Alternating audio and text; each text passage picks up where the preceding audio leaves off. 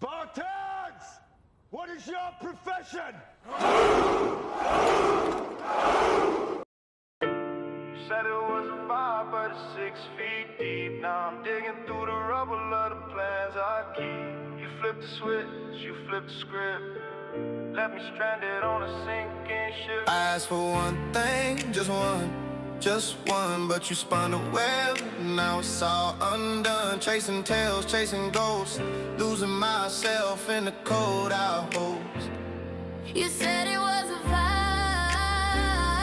a vibe I could ride, but now it's a tide.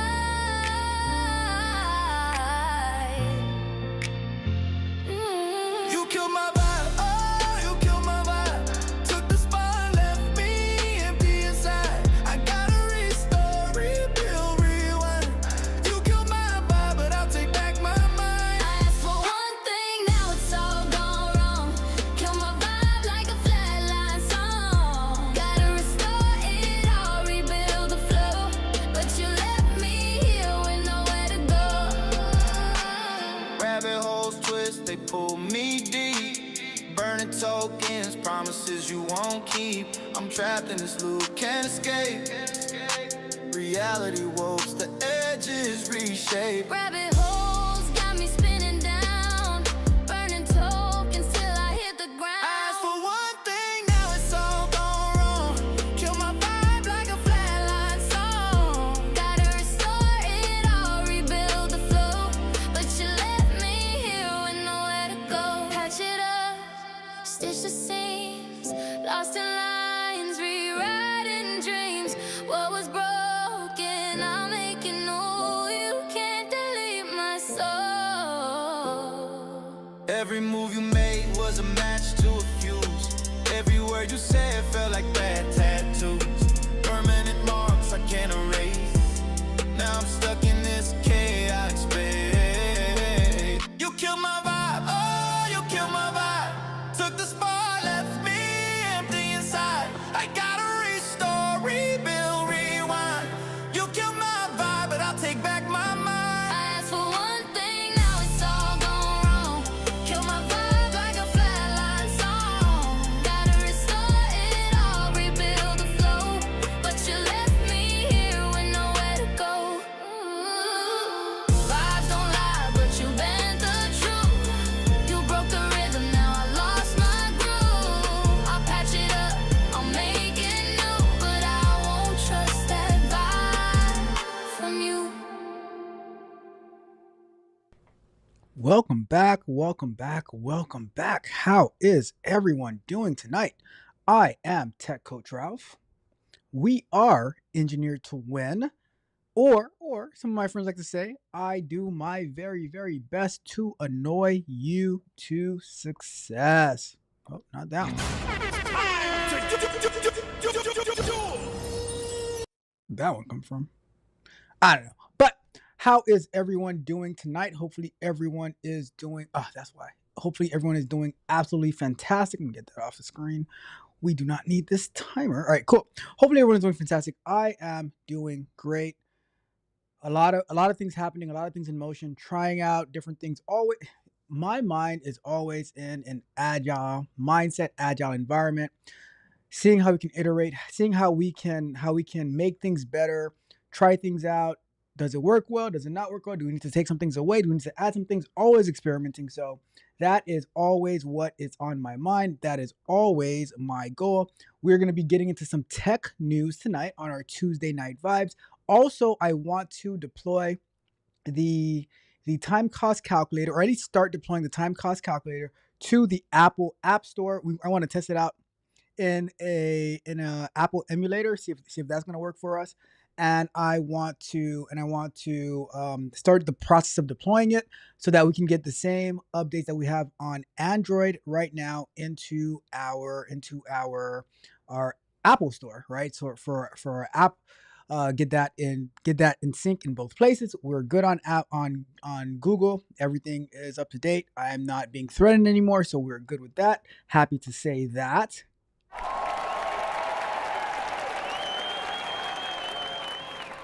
And I just want to get the same version on Apple, and then now maybe in the next couple of months, we can implement the next feature. Also, on you guys remember we used Kilo as where it's like a bring your own API key for kind of like a Copilot. They just added a alpha implementation extension for JetBrains. So now I have it working in WebStorm and Android Studio. I don't know if it actually works fully in Android Studio, but I know it works. Well, I haven't tried it in WebStorm yet. Maybe we'll try it tonight. But I do want to. Maybe I'll try it maybe I'll try it in Android Studios tonight because I have it installed there, but I haven't tried it out yet. So I do. My goal is to get our application, our app deployed inside of Apple between today and next week. So that's also going to be on the second half of the show. But the first half of the show, we're going to be talking about some tech news. But before we jump into any of that, we have to take care of a little bit of housekeeping. So first and foremost, I want to say a big thank you to all of the subscribers to the channel, those who have been with me for a very long time, those who are new to the channel, those who are brand new. Thank you so much for tuning in and allowing me to add just a little bit of value into your lives. I appreciate every last one of you. I appreciate you.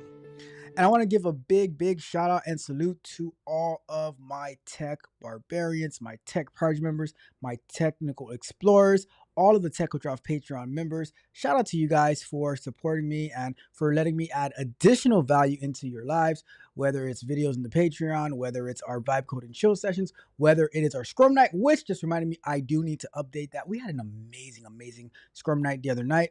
I need to update that. Probably have it available for you tomorrow so you can watch that on playback. My guy Magnetar joined us on that Scrum Night, and it was really good. So I'm going to upload that so that you can watch it, see how things work in an agile environment, especially if you're looking to be in tech. Regardless of the area of tech you want to be in, you will most likely be working in some type of agile environment, whether it's Scrum or Kanban. So I record those sessions and make it available to you so you can see the things that we go through on an everyday basis inside of the tech space. So we work so hard.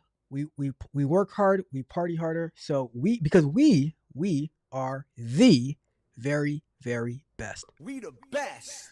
And last but certainly not least, shout out to my tech mercenaries, those are the YouTube channel members who allow me to come on this platform as well as many other platforms day in and day out, allowing me to add value and share with the entire world. We are translated in about 10 to 15 different languages so that we can add value to many people around the world. So shout out to all of my tech mercenaries. Let's get it out there. Let's get it. All right. So upcoming shows tomorrow at noon Eastern time, we are going to be premiering Software Explorations Concept and Overviews. I'm going to be taking you through my prompt and prompting style that saved me and my company thousands and thousands of dollars and was able to get a really complex setup up and going. And that gives me some amazing talking points, things to show off at work and here on YouTube and on X and on Twitch and on Arena, all of those places. So shout out to, so tomorrow, tune in noon Eastern time. I'm going to be showing you how my prompt saved me thousands of dollars and time. So check it out tomorrow at noon. I will see you on the premiere. I will be in the chat with you all. And then we're going to be going live on Thursday night. We're going to be continuing working on our web security scanner app to see if we can advance it, what else we can do with it. I think it's close, but there's always a little bit here, a little bit there that's not completely right. So we're going to be continuing to work on that. So I'm hoping to see you there on Thursday night as we work through our cybersecurity scanner, right? So we last week per the suggestion of Pluperfective, we implemented or tried to implement like some OAuth principles. So we're going to continue working on that this coming Friday or this coming Thursday night, and we'll see what we can do from that. All right. So those are our upcoming shows for between the next 2 days, and then and we also do have a vibe coding show session this coming Saturday at techcotrap.dev. Looking forward to seeing you there. Magnetor is going to be showcasing how Math GPT works because he was able to get into it. I'm going to be creating a prototype of like something that should help engineering teams with Scrum, and I'll see if I should be able to plug it up. So I'll get the prototype, and then I'll see if I can plug it up to some Superbase instance to see what we can do, and we shall go from there. But it's going to be a really, really good interactive session. TechCoach.dev. You can sign up for free and join us, and we can have a great old time Saturday afternoon. It's going to be early afternoon, so tune in and let's have a great time. Google Meetup. That is Saturday. Do me a favor, if you have not done so already and you are enjoying the content, like the video, share the video, subscribe to the channel, hit the notification bell so you know every time we go live and drop new content. And shout out to our sponsor of the show, Resume Flow. Go to resumeflow.app right now and upload your resume for free. Get an analysis, see how your resume does compared to the applicant tracking system, so you can get some immediate feedback. Because if you've been applying and you're not getting any traction, it's probably because your resume sucks, right? It's probably because your resume sucks. I hate to say it like that, but guess what? Guess what I gotta do? I was gonna lie to you, but I had to tell the truth. I'm just being honest. I gotta tell the truth. I am just being honest. So your resume probably sucks. Go get it analyzed, get some instant feedback, make the necessary adjustments, and then put in the job that you want to apply for to see how well you match up to the job, what you need to learn, what you need to modify, all that good stuff at resumeflow.app. Don't hesitate. Go ahead and sign up today. Thank you so much for sponsoring this show. I probably uploaded my resume, like a few different variations of my resume to see how it was doing, put in a few jobs to see what I was lacking in, what I needed. Really, really cool app. Go try it out. Really cool people over there, right? All right, so that is about it. We are ready to get started with our first story of the night for our tech news. Let's go over to, let's see. Okay, so let me pull this down, and we're gonna go over to this screen. And our very, very first article that we're gonna be looking into tonight is, what is it for tonight? Taco Bell ditches AI in drive-thru? What is going on here? All right, so let's see what's going on. Let's see what is going on with this article. So this was written August 30th, about 3 days ago. This brought to us by TechCrunch. And the title, and it's written by Anthony Ha. The title is Taco Bell is having second thoughts about relying on AI at the drive-thru. I know some people are excited about this. Some people are they cannot wait for the downfall of AI. Any bit of bad news for AI, they are celebrating. So all right, yes, we are getting our jobs back. Yes, we can start protesting again for the minimum wage to get raised to $50 an hour. Yes, we can. Bruh. So if AI can't take our jobs, we are back, baby. All right, so Taco Bell's chief digital officer says the company is having an active conversation about when to use and not use AI. The company has apparently rolled out voice AI-powered ordering at more than 500 drive-thrus, leading to unflattering viral moments like someone ordering 18,000 cups, 18,000 water cups in order to bypass the AI and get connected to a human server. What's wrong? What's wrong with people? Why would you do that? Right? And why would you want to bypass the AI? So now you bypass the AI, and now the human gets your order wrong, and then you want to complain. Then you want to complain about, oh, Taco Bell got my order wrong. First they gave me AI, and then they gave me human, and nobody could get it right. Congratulations, you played yourself. That's how they do. That is how they do. Chief Digital and Technology Officer Dane Matthews told the Wall Street Journal that even he has mixed experiences with the technology. Sometimes it lets me down, but sometimes it really surprises me. Surprises you in a good way, or in a it'll surprise you in a bad way. They ain't believing us. So overall, it sounds like Taco Bell is still deciding on how broadly to deploy AI at the drive-thru, with leeway for different franchisees to do things their own way. If it's a franchisee, then if they want to spend more money on a cashier who can't hear, can't speak, can't get your order right. When you get to the window, they got an attitude. Then by all means, go ahead. I'm just okay.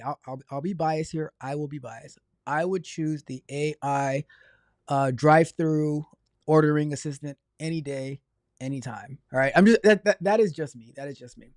If now when you put the order in the bag, please get it right. Please get it right what AI told you. Okay. So it says, for example, rather than relying on AI exclusively, Matthew said it might make sense to have a human handle drive-through orders at busy restaurants with long lines. I don't know about that. I don't know about from your experience at the drive-thru. When there's a long line, let's do this, right?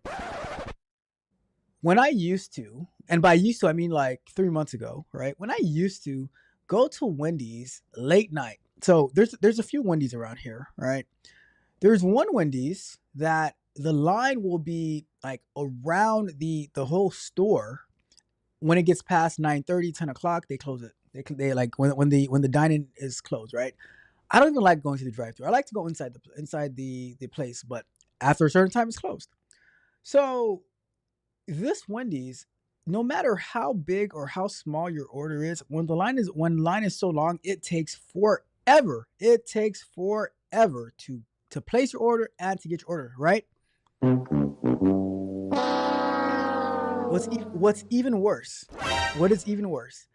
Even if you place your order online, you still need to go to the drive-through line to pick up your order if it's after the dining time, right? So now, although you place your order online, you have to wait in the long line of cars who haven't placed their order yet. So now you're just sitting there like, what was even the point of ordering online in the first place, right?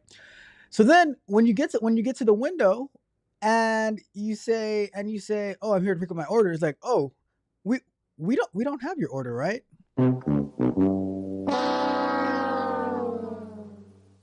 So I don't know. For me personally, I love to be able to order online. I love to be able to like when I speak to the AI and I can see on the screen what I'm ordering, and then I'm like, okay, no, this is wrong. But I'm totally like, and guess what?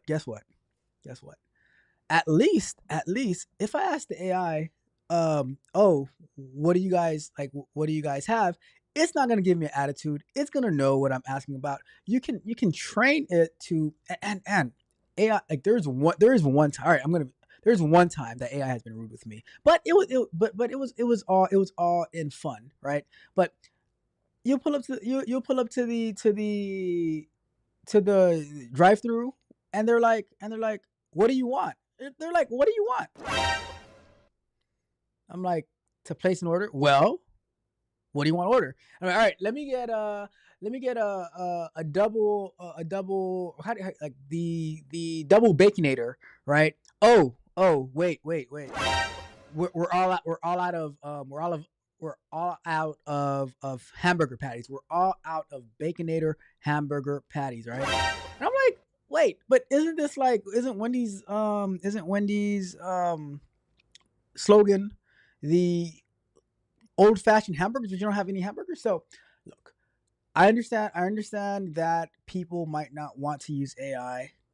I would say, if it was me, if I was Taco Bell and a customer tries to order 18,000 cups of water in order to talk to a human, I would say, you know what? Congratulations, you played yourself. Apparently you didn't really want Taco Bell. You can go over to McDonald's and speak to a human over there. But here we're trying to be efficient. We can't afford to have you place your order with, and it's like, for how much is the order? Wait, what, for $5? You're gonna be pestering me for $5 order? Come on, give me a break here. Give me a break. They probably ordered, for $2. You want to speak to a human to order for $2? Get the heck out of here. Sorry, not sorry. All right. Anyways, to finish off this article, it says, for our teams, we'll help coach them at your restaurant at these times. We recommend you use voice AI, or recommend that you actually really monitor voice AI and jump in as necessary. So guess what? Human? You are here now. See, your job. So you used to make like what, $7.25 an hour. We're gonna pay you $10 an hour and we're gonna pay one person $10 an hour to monitor the AI, to make sure the AI is getting the orders correctly at certain times. But we're not going to have endless amount of people taking the order, of doing the cashiering, and of putting the meat inside of the chalupa. All right. So it is what it is. That is how you get left behind. All right. Anyways, that is our very, very first news article for tonight. All right. Let me see who we got in the building. We got my guy Junior in the building. What's good? What's up, Junior? Junior says, "What's up? What's up? What's up, family? What's good with you, Junior? How are you, Junior?" I caught the BHG garage. I think that's the initials, like BHG or BGH, whatever the initials. All right. I caught the premiere today. I caught towards the end of it. I don't know how long it went for, but it was super awesome. I love that type of car stuff, changing brakes. I don't think I ever changed my own brakes. That one I never got. I got into like changing a lot of stuff, but I never actually got into the brakes. But that was a really cool video. Really enjoyed it. So great job. Keep it up. Looking forward to seeing more content like that. Junior says, "I'm super late." You're not that late. I started a little bit later, so you're not that late. So welcome. Whatever time you get here, I am excited to have you in the building.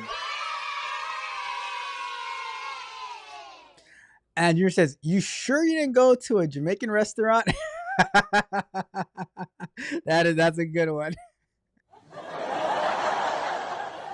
It says, "They always run out of food, according to what I have heard." They do. But also, I'll tell you this: it is no different than Haitian restaurants, because Haitian restaurants, they'll be like, you get there, it says either they, if you get there for breakfast, the breakfast food is not ready yet, or if you get there, maybe if you get there too late and you're like, "Do you have this?" But this is how they do you, right? This is how they do you. They say, "So what do you want?" "All right, let me get this." "Oh, we don't have that." Okay, so let me get this." "Oh, we don't have that." All right. Let me get this then. "No, we don't have that." I'm like, "So what do you have?" "Chicken." Like, why didn't you just lead with that? You could have just led with, "Oh, all we have is chicken tonight." That's how it goes. That is how it goes. Junior, the channel is called BHG Garage. I can't wait to see what else. I just love cars. I love cars. When I was in my 20s, I probably had in total in my entire life, I probably been through like 15 different cars in my 20s. Between 20 and 28-ish, I probably had 7 to 8 cars in that range. So I love cars. I love cars. So it is what it is. It is what it is. All right, we're gonna jump into our next article for tonight. We're gonna be talking about OpenAI. So let's go over to here, and we are gonna go to here. So OpenAI routes sensitive conversations to GPT-5. So I'll tell you this: 2 weeks. It wasn't last week, but the week before that, we reviewed the Meta's chatbot policies that they allow to have conversations with kids, right? Romantic and sensual conversations with kids. This coming Friday, we're going to be reviewing how Meta has since updated their policies to not to not allow chatbots to have sensual and romantic conversations with kids. Bruh. Is it too little, too late? We'll see. We'll see, right? But so this article is about OpenAI being, I guess, proactive.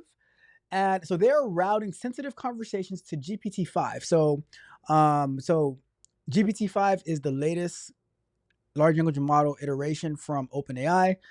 They have they have a lot, but the one that I normally use is 4.0 mini. They have 4.0 nano. They have 4.1, 4.1 mini, 4.1 nano. But they just released GPT-5. A big there's been a lot of talk around it, right? But they released, so now what they did was they said, all right, anytime, and what I'm guessing is going to happen, what they're going to say in this article, regardless of the large language model that you're using from them, regardless of the model, if it becomes a sensitive conversation, they're going to push it over to GPT-5 as opposed to keeping it on whatever it is now, right? And they've introduced parental control, so that is good. I'm happy to hear that, right? So let's read it together. So this article is written by Rebecca Balan, and it was written today at this morning, right? So it says, OpenAI said Tuesday it plans to route sensitive conversations to reasoning models like GPT-5 and roll out parental controls within the next month, part of an ongoing response to recent safety incidents involving ChatGPT failing to detect mental distress. I heard about that too. I heard that even with ChatGPT, the type of conversation that they were having were like they were the suggestion that they were having, like, I don't know, it's kind of crazy, like where it was actually almost encouraging people to do things that are not really good for them, right? So it says the new guardrails come in the aftermath of the suicide of teenager Adam Rain, who discussed self-harm and plans to end his life with ChatGPT, which even supplied him with information about specific suicide methods. What the? Whew, that is tough. I know I heard this in passing, but I hadn't actually read it myself. But wow, that is crazy. Guard your wives. I can never. Help me out, Magnus. Magnetar, help me out. Junior, what is it saying? Hide your wives, hide your kids. It says, Rain's parents have filed a wrongful death lawsuit against OpenAI. That's going to be interesting. That is going to be interesting. I'm curious. I can't.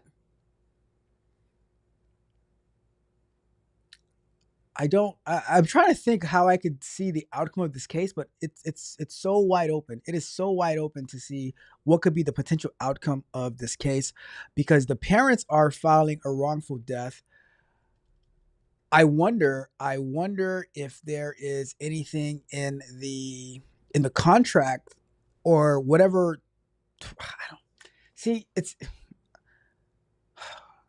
because if they're telling a kid how to harm themselves, that feels like it's like you're a co-conspirator, right?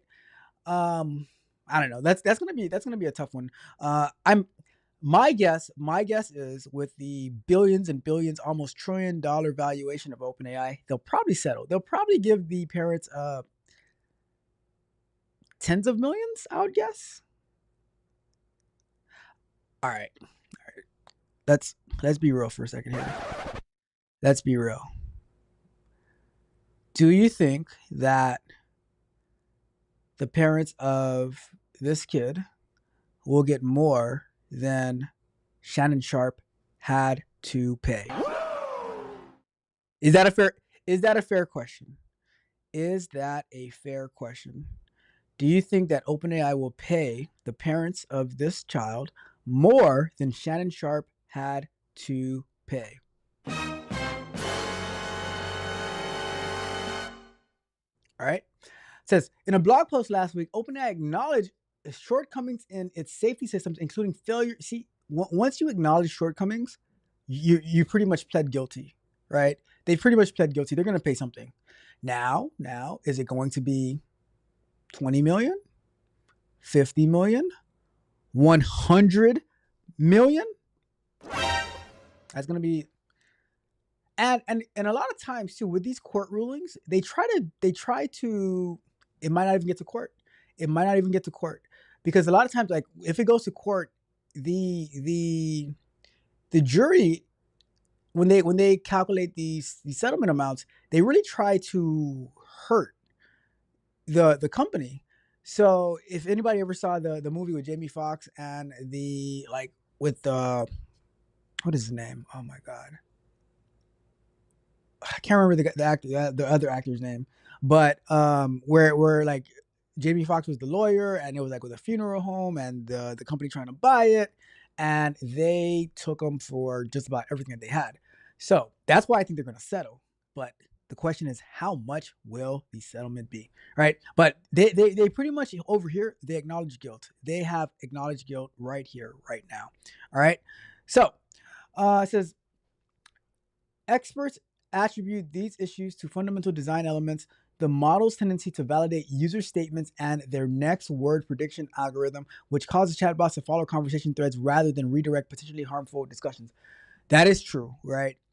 But here, it's true. So what they're saying here is true, but based on what the person is using for, which it does kind of annoy me too sometimes, right? Because I'm like, all right, stop agreeing. Stop agreeing with me. If what I'm saying doesn't make any sense, tell me it doesn't make any sense, all right? But I get it. All right.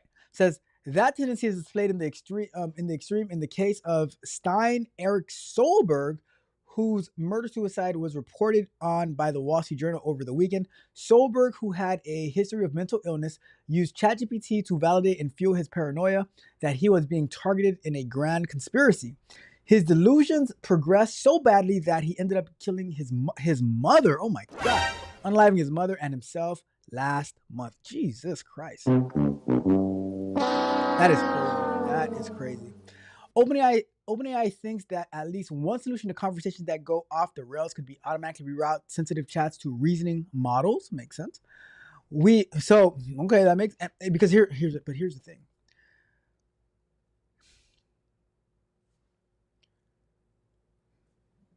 The reasoning models cost a lot more money. People don't want to pay for these services, right? Is the right solution just charge for all, like get rid of the non-reasoning models and just charge for all AI platforms? So regardless, you're going to be using reasoning anyways. I don't know. We recently introduced a real-time router that can choose between efficient chat models and reasoning models based on the conversation context, OpenAI wrote in a Tuesday blog. We'll soon begin to route some sensitive conversations, like when our system detects signs of acute distress, to a reasoning model like GPT-5 thinking, so it can provide more helpful and beneficial responses regardless of the model a person first selects, right? So now if they're using the free one, it will route them to the brand new, a lot more expensive GPT-5 model. OpenAI says its GPT-5 thinking and O3 models are built to spend more time thinking for longer and reasoning through context before answering, which means they are more resistant to adversarial prompts. Or they can just put in some trigger words in there that is going to automatically trigger that we're not going to respond to this, right?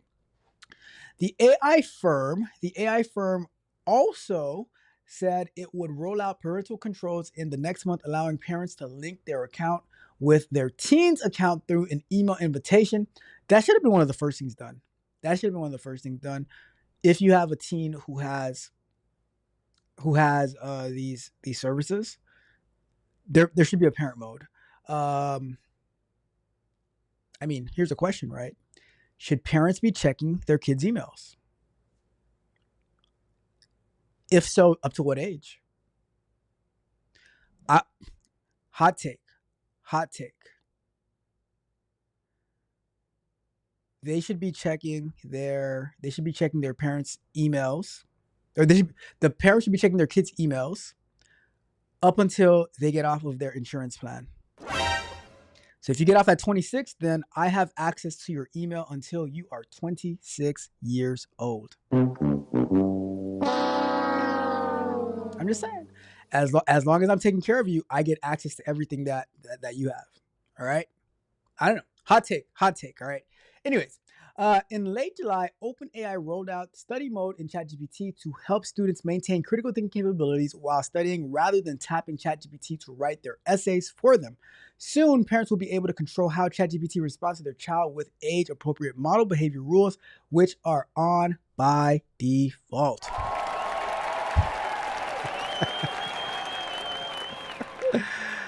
Parents will also be able to disable features like memory and chat history, which experts say could lead to delusional thinking and other problematic behavior, including dependency and attachment issues. Reinforcement. I mean, there are some adults. There are some adults who do have dependency and attachment issues with AI as it is. So I can only imagine young kids' minds of how that would go, right? It says reinforcement of harmful thought patterns and illusions of thought reading. In the case of Adam Rain, ChatGPT supplied methods to unalive himself that reflected knowledge of his hobbies per the New York Times. That is absolutely crazy. Bruh. That is insane. Perhaps the most important parental control that OpenAI intends to roll out is that parents can receive notifications when the system detects their teenager is in a moment of acute. I like that. I like that feature. When you see something is wrong with my kid, let me know. If you suspect something is wrong with my kid, let me know. And these things are a it's an outlet for the kids, right? So if they're venting, talking about bullying, anything that you see that they see, they can send it to you, and that way you can act on it, right? There's no LLM client privilege, all right? Let's see. TechCrunch has asked OpenAI for more information about how the company is able to flag moments of acute distress in real time, how long it has had age-appropriate model behavior rules and on by default, and whether it is exploring allowing parents to implement a time limit on teen use of ChatGPT. OpenAI has already rolled out in-app reminders during the long sessions to encourage breaks for all users, but stops short of cutting people off who might be using ChatGPT to spiral. I don't know. They gotta, like, I guess they'd have to monitor the chat. But I mean, back in the days, people would go crazy based off the chat rooms as well. You know, based on the chat rooms that like people would be engulfed in these chat rooms and talking to random strangers, and they would be stuck on there forever. Same thing happened with video games. Same thing happened with binge watching. All of that stuff. You know, it says the company also said it is partnering with experts, including ones with expertise in areas like eating disorders, substance abuse, and adolescence health, via the Global Physicians Network and Expert Council on Wellbeing and AI to help define and measure well-being, set priorities, and design future safeguards. I'm always leery about these quote-unquote experts, you know, because guess what? Experts will have a bias too, okay? TechCrunch has asked OpenAI how many mental health professionals are involved in this initiative, who leads its expert council, and what suggestions mental health experts have made in terms of product research and policy decision. I mean, overall, overall, it's a good plan. The details is always in the execution. You know how they say the devil is always in the details? The devil is going to be in the execution, right? But anyways, there goes that. All right, let's see what we got in the chat in regards to this. So, let me see. We've got... all right, so Junior said, same thing they do at the Jamaican restaurants, right? I'm telling you. Right, yeah, you'll go down, like, they'll say, what do you want? You go down the whole entire menu and they don't have anything. And like, so what do you have? Oh, we are all out of food for tonight. Bruh. You're like, so why'd you even let me order? Why'd you ask me what I wanted? Well, maybe you wanted a soda. Maybe you wanted some dessert. You didn't necessarily. You might have not wanted food, but you let me ask you about every single food, and you're like, you said no. You could have just said we don't have any food left. Do you want dessert? But, you know, little frustrations. Magnus says, what? I'm still on car number 2.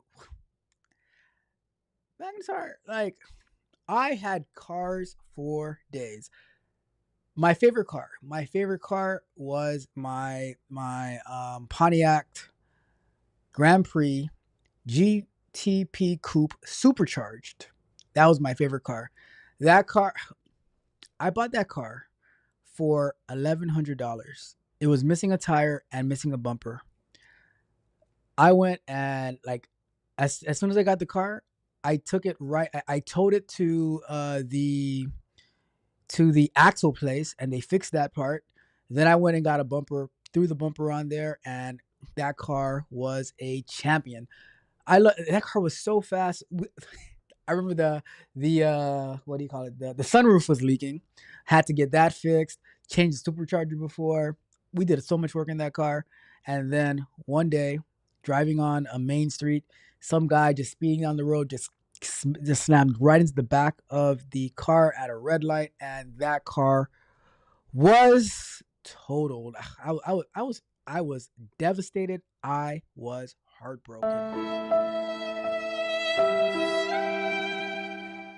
But yeah, I've had a bunch of cars. And you know, but I am from South Florida. We love our cars. I had a white 93, 94 Chevy Caprice with a 5.7 Corvette engine in it. I'm telling you, I love my cars. Magner says, I remember that. Are you talking about the kid who hurt himself over not even hurt, he unalived himself over the chat GPT messages? Junior says, and your husbands, yep. Gotta protect them all. Says they'll probably bring up ChatGPT disclaimers, etc. I don't think it's gonna get that far because of the fact that they admitted guilt and it gave them suggestions on how to do it. That is absolutely crazy. Says ChatGPT can sometimes be wrong. It sure can, and it definitely was in this case. Magnus says it's hard to say how much they're gonna get. My question is, which I want to know, do you guys think is going to be more than Shannon Sharp had to pay out? That's what I want to know. You know what? I should make a poll. About this. Let's see. Let's do this. Nah, that's not a nice poll. I'm not going to make that poll. That is not a nice poll to make. It says there's a possibility that they'll pay more. I think so. I think they're going to have to. I hope they have to pay more than Shannon Sharp had to pay. Let's see. Junior says, was it Law Abiding Citizen? Law-abiding citizen was with Gerald Butler. The one I'm thinking about is it called the burial or the funeral? Let me see. It wasn't. It's with Tommy Lee Jones. That's who. The one who played in Men in Black with Will Smith. Tommy Lee Jones. The burial. That was a really good movie. Let me see. And Junior says, well, that's pretty much what therapy is. Charge more money if you want help, but then it really doesn't help you. Gotta be careful when you say that, Junior, because there are some people who are therapy advocates. They just therapy. We got my guy Spaces in the building. What's good, Spaces? What's up? What's happening? Says viewers slowly but surely going up. Thank you so much. Let's get it. It says yep, Gerald and Jamie Foxx. Yeah, that was the movie that Junior just mentioned. Law Abiding. That was a really good movie too, Law Abiding Citizen. But the one I'm thinking about was The Burial, which was another good movie. Let's see. Let's see. Junior says, there's no such thing as privacy in my house. I hear that. And Magnus said yes to being able to check the email, but he says up to 26 years old is just a little bit extreme. Is it though? Is it? I mean, Space says 26 is kind of a stretch, but I get your point. Look, if I have to pay for your health insurance, then I gotta make sure that you're healthy, right? And to make sure you're healthy, I'm gonna need access to your email. I'm gonna need access. You know what? Let's put it like this. If I can't know your if you're going to inflict or not inflict, but if you're going to use HIPAA violate like HIPAA laws against me, then with the insurance that I'm paying for, then go get your own insurance. Oh, doctor, what's wrong with my kid? Oh, I can't tell you, it's a HIPAA violation. Can your doctor tell me? No. Oh, okay. You know what? He doesn't have insurance. Actually, doctor, he doesn't have insurance. He doesn't have insurance. So I guess I have nothing to do here. Well, good luck with that. Good luck with that. Good luck paying that off. All right. Already messing up your credit at such a young age. How unfortunate. How unfortunate. Junior says, as long as you're living with me, I'm still in charge of everything. Everything. See, there it goes. There it goes. Magnus says, I'll put it this way. When I got out of high school, I was on my own. I was on my own for clothes, shoes, etc. Okay, well, in that case, did you have to pay your phone bill?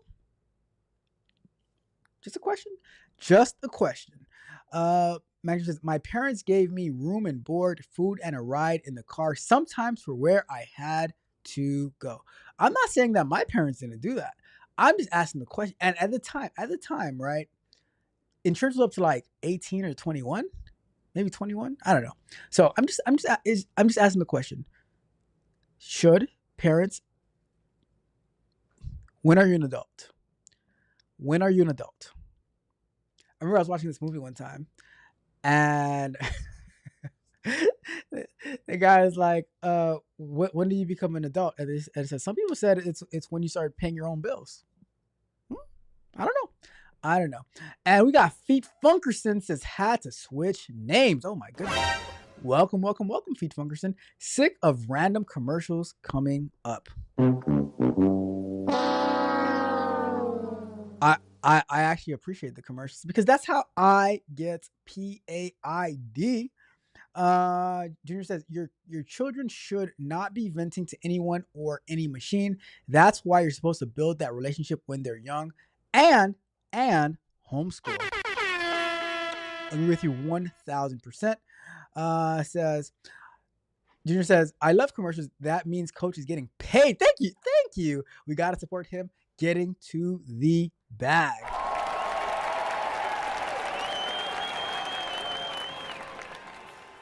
Although I have premium, right? But I did hear someone made a very interesting observation to me. Well, I saw it online, but it wasn't to me. But they said they actually like watching commercials and ads and stuff like that because it gives them marketing ideas for their marketing campaigns and their apps. Watching how other people do it, and then that's how they apply it. And then they glean from that. I'm like, that is actually genius. I'm not gonna turn on the ads, but that is actually genius. I was like, that's pretty cool. That is pretty cool. Let's see. It says, I get it, but I ended up missing something, or I'm not always at my phone. It says, that's jacked up. No pun intended. The hide your kids, hide your wife comment says, I don't have time to micromanage a 26-year-old. I don't want to micromanage a 26-year-old either. But if I have to pay for your health insurance and where you're gonna live, then send me a report. That's all I gotta say. That's all I gotta say. I just back up the video a few seconds and I play it at 2x speed to catch up in no time. Junior got all the tricks. Let's see. I didn't have a cell phone. A payphone was my cell phone, but that is a good point. Payphone was a cell phone back in the days, right? Because at 18, I was already working for the city and making good money. At 21, I started making 6 figures. What? I started working at 16 for the city. And then I got my first quote unquote real job at like 20. I think it was like 20, maybe 21. But yeah, and then at 21, my parents my parents moved out of the country. As soon as my sister graduated high school and went to college, they moved out, and we just had to figure it out for ourselves at that point. All right. Let's see. Vectors is fine. I switched back. I tell you don't gotta do it. You do not have to do that at all. Says that's true too. Sometimes you never had an idea until you see something come up and sparks an idea in you. And that's why I was saying the other day, I like when AI hallucinates, because I get some additional ideas on things to try, and we just throw spaghetti at the wall and see what sticks, and we go from there, right? Whew. Okay, so we are going to get into our next article for tonight. So this one is Anthropic. Yes, Anthropic had a huge fundraiser and a huge valuation. So let's go over to here. Anthropic raises $13 billion with a $183 billion valuation. If you're not familiar with Anthropic, they are the ones who have the Claude large language model. I haven't used Claude too much, but I heard it's really good, especially for coding and stuff like that. So we're going to get into this Anthropic $13 billion fundraiser and their $183 billion valuation. So let's see what's going on. It says Anthropic raises $13 billion Series F at $183 billion valuation. This was also written by Rebecca Bellon. Rebecca's been very busy today. It says AI firm Anthropic has raised $13 billion Series F round that brings its post-money valuation to $183 billion. Funds the company says will be used to grow its enterprise adoption, deepen safety research, and support international expansion. It says Iconic co-led the round with Fidelity Management and Research Company and Lightspeed Venture Partners, according to the company's blog post. Other backers include a string of institutional investors, venture capitals, sovereign wealth funds, private equity, and asset managers such as Altimeter, Bale Gifford, BlackRock. Oh, people aren't going to like that. People are not going to like this one. BlackRock, Blackstone, Coatue, D1 Capital Partners, Insight Partners, Ontario Teachers Pension Plan, Qatar Investment Authority, and more. Wow, wowzers! People are investing in AI. When I see Lovable's valuation was like 181 billion, Anthropic at 183 billion, the Nvidia sales skyrocketing, OpenAI valuation, all of those, and then people were like trying to reject and not learn and use AI and stuff like that. I'm like, you are definitely going to be left behind, because AI, the future is now. The future is now. All right. It says, we are seeing exponential growth in demand across our entire customer base, Anthropic CFO, Chief Financial Officer Krishna Rao said in the post.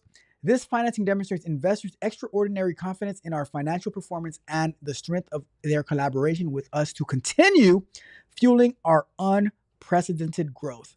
Anthropic last raised $3.5 billion at a $61 billion post-money valuation in March of 2025. So, March 2025, they raised $3.5 billion, $61.5 billion post-money valuation. Now, in August 2025, they're at $13.5 billion and $183 billion. Is that right? Post-money valuation. This latest fundraise comes after reports that Anthropic was nearing a deal to raise between $3 billion and $5 billion in funding at a $170 billion valuation. One thing I'm gonna ask Gemini, how does this work, right? It also follows the impressive growth from the AI startup, which reported a jump in annual recurring revenue from $1 billion to $5 billion over the course of 2025 amid accelerated API usage and enterprise adoption. I have certainly used the API before. We used it when we were using Kilo. I used it in some like when we were doing the morning show, I used it for the to integrate to get generated descriptions and stuff like that. But let's do this real quick. I'm going to say, let's see, let's go to Gemini. I read that Anthropic. So it says Anthropic raised. I heard that Anthropic raised 13 billion and 13 billion Series F at 183 billion valuation. How does the fundraising work, and how is the valuation calculated? Let's see what they say.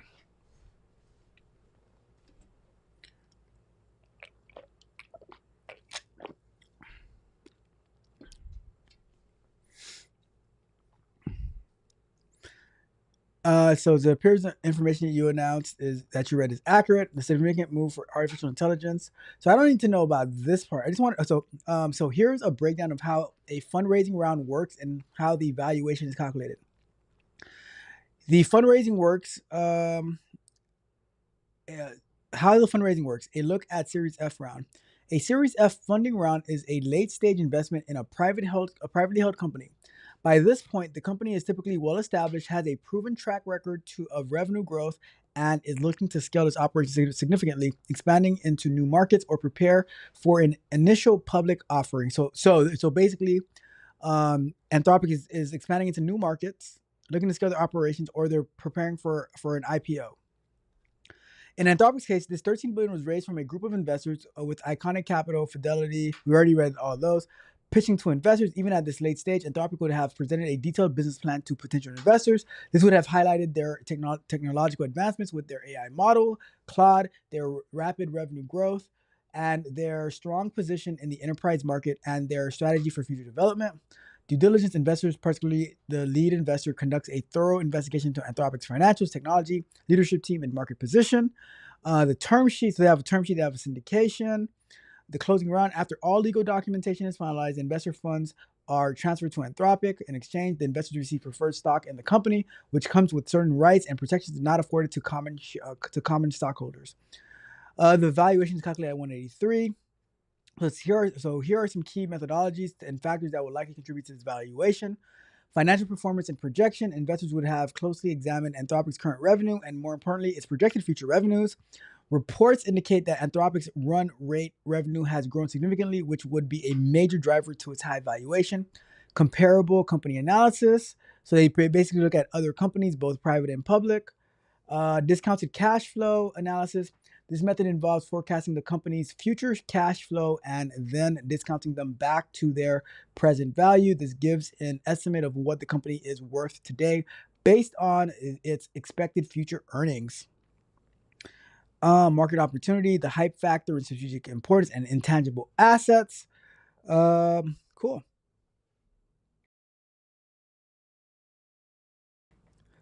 Well, there goes that. Let's go back to the article. So it says, in the latest fundraise comes out with reports that Anthropic was nearing a deal that raised between $3 billion. So we read that part already. Anthropic now serves over 300,000 business customers, and a number of large accounts. Customers and they also have the Claude Code as well. Customers that each represent over 100,000 in run rate revenue has grown nearly 7 times in the past year. The company said in the company's blog post. Claude Code is also a developer favorite and it is definitely a developer favorite. A lot of developers favor Claude Code, and one of the main impetus. I don't know how to say that for Anthropic's growth. Can you just, what does this word mean? Impetuses? The force of energy which a body moves. Impetus. Impetuses. Impetus.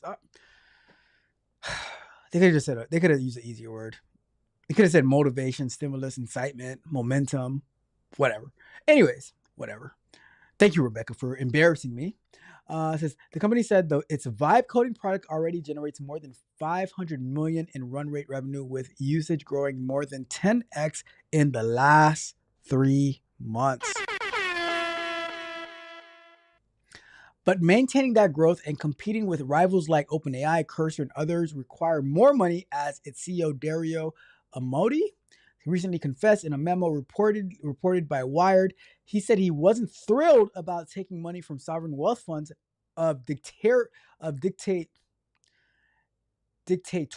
governments, but that it's difficult to run a business by excluding bad people from investing. What? So they just gave you money and you're going to badmouth who's giving you the money? Yeah, I have a lot of questions. Number one, how dare you? If they're bad people, then don't take their money. Don't take their money. If that's how you feel about it, don't take their money. All right. Anyways, that is that story from Anthropic. $183 billion valuation. They just raised $13 billion in the Series B round of funding. We figured out what the Series F round of funding, we figured out what that was. Really, really good information. Let's wrap that one up.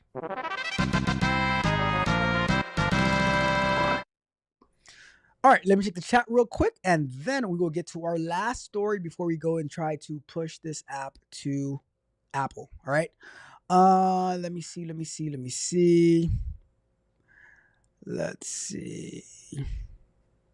Magner said, so if the entire commercial plays, you get paid. I think it has to play up to like 5 seconds or something like that. The longer it plays, the more you get paid, I guess. But I don't know. Junior says, I think he gets paid regardless, but I'm not sure how it works. I'll get back to you when I'm monetized on whichever channel gets monetized first. Let's Junior, let's get it. Let's get it, Junior. Let's get it.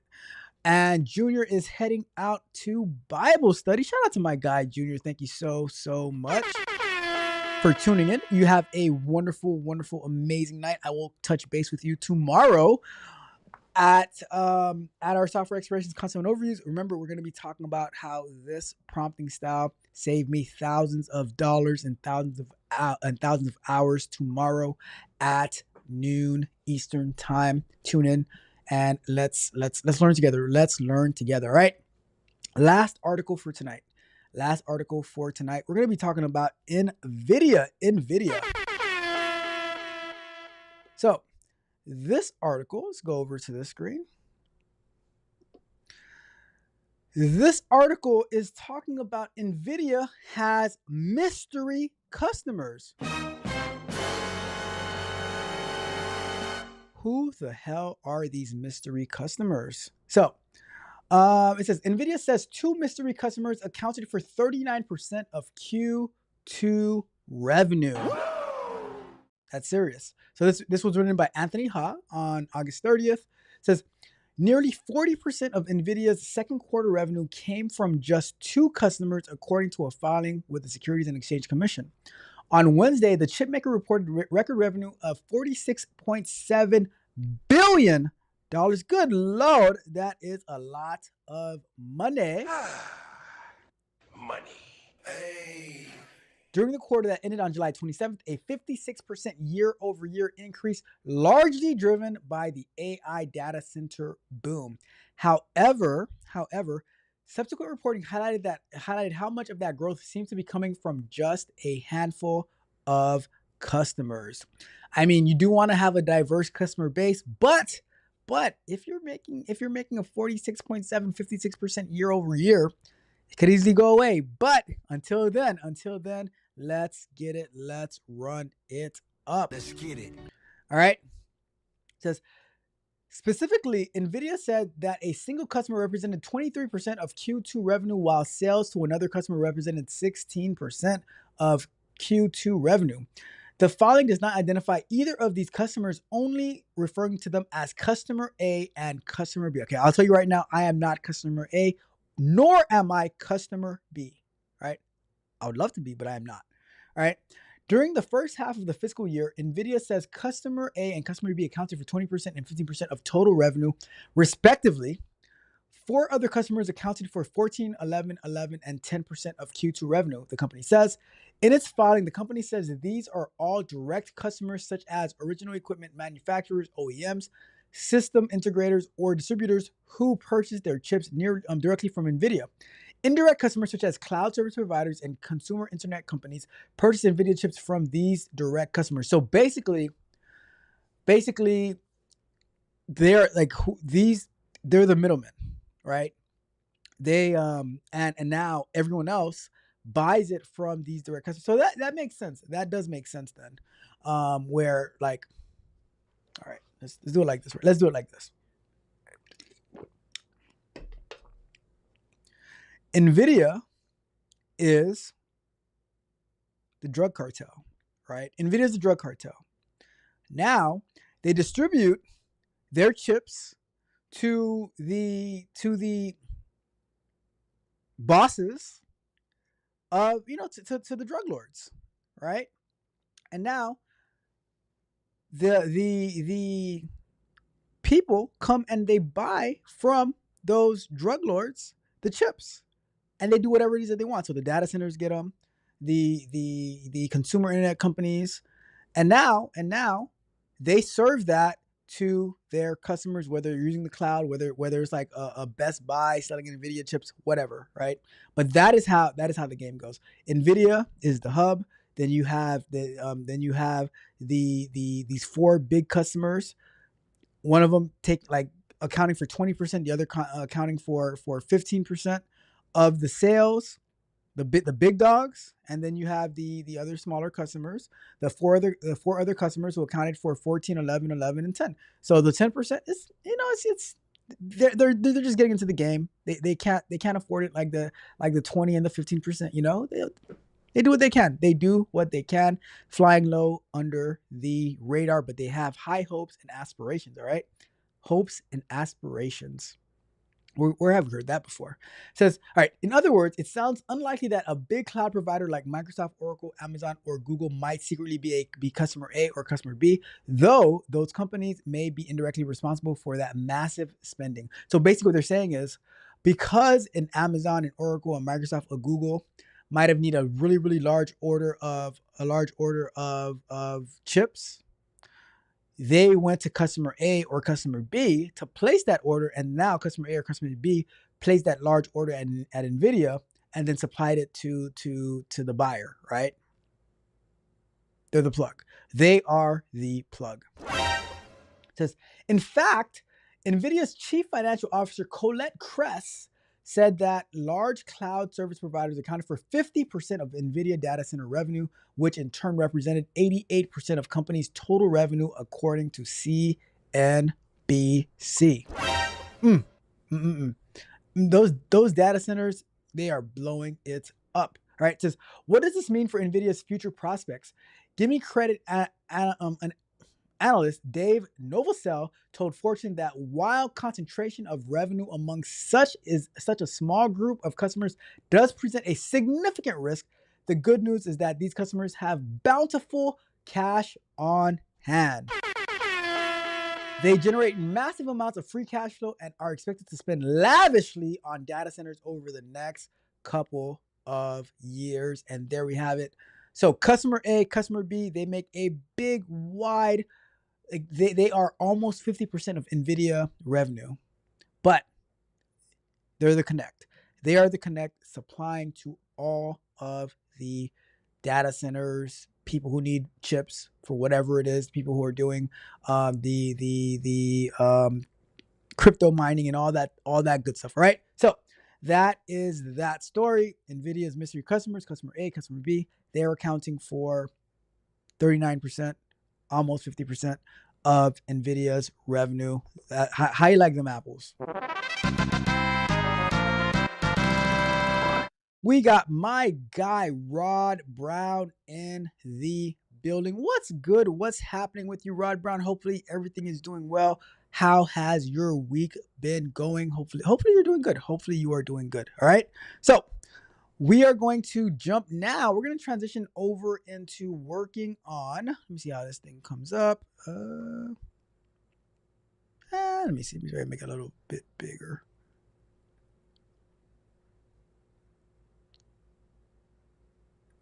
I'm just gonna put Apple deployment. Make it look a little better. Let's go with that. Boom. So we're gonna transition over to. That was weird. We're gonna transition over to deploying the time cost calculator to Apple, because that is another thing that we need to do. We already did. We did Google last week. It is actually in the Google App Store. Let me go over and drop that in the chat. Where's my time cost calculator?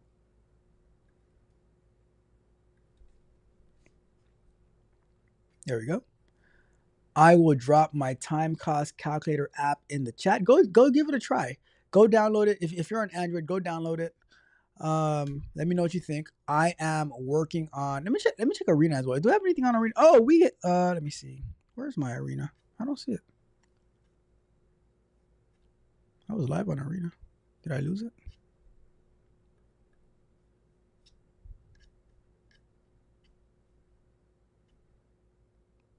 Let me see.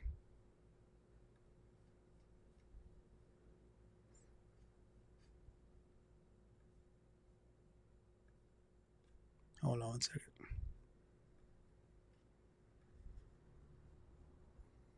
I was live. Oh, there we go. Yeah, I am live.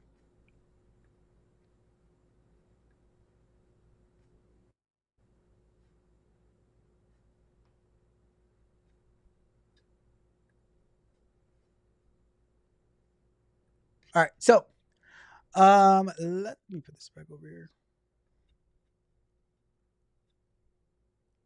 So we are going to work on deploying this app to Apple. I just dropped the link in the chat for the Android version. If you have Android, go ahead and give it a download, try it out, give me some feedback, and we will. I'm so open to feedback, and I have a list of so many cool features that we're going to be working on over the next year to continue updating this app. Really, really cool stuff. But let's work on deploying to, and I'll be checking out the chat throughout the night. If you have any questions, feel free to drop me a question. All of that good stuff, right? So we have, let's see if we can get this started in the, because I haven't tried it out in Apple yet. So I want to try it out in Apple. I think I need to open up, what do you call it? Xcode. Unable to boot. Oh, I hate when that happens. Unable to boot simulator. I'm opening up Xcode because Xcode is what you use to develop and deploy to Apple. I could technically just build it and upload it because it works on Android, but I don't really want to take that chance, to be honest with you. Where's this thing?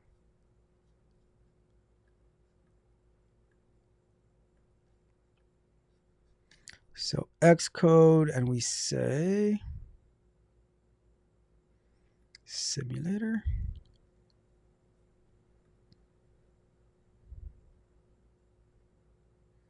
What is the latest iPhone?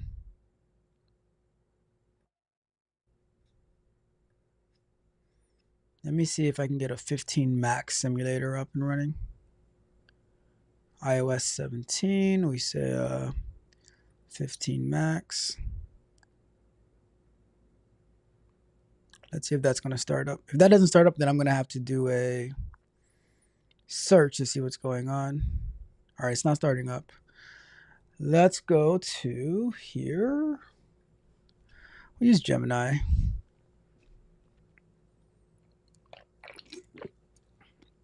So when I try to boot up the iPhone or the iOS simulator from Xcode, I'm getting in error.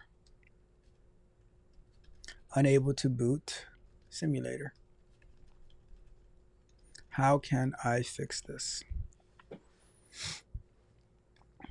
Probably needs to download something.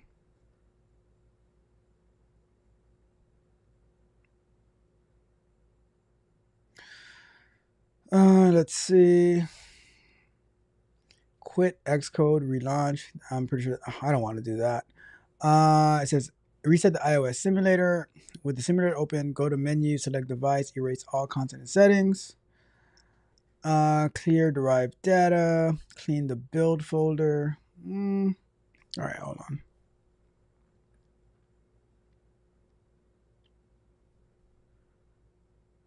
Let me try a new simulator. Let me do it on this screen because I can't see. Let's go back over here.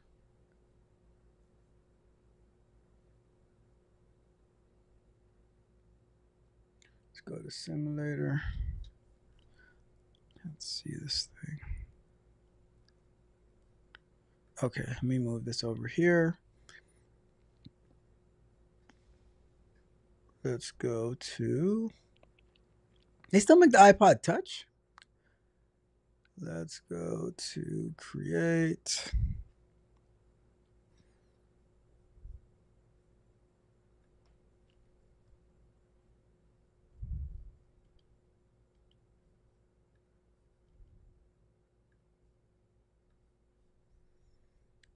Let's see. If we go to.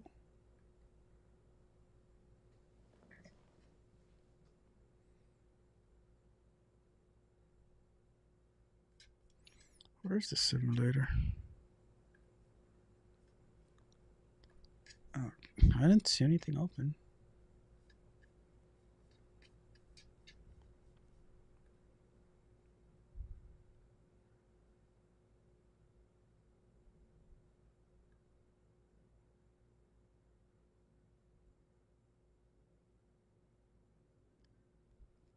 I'm trying to get it to open.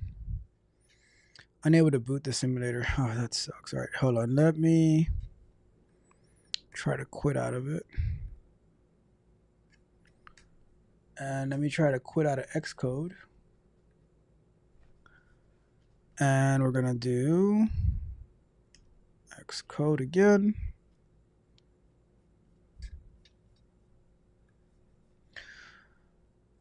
Every time. This always happens, though. This always happens. Let's go to.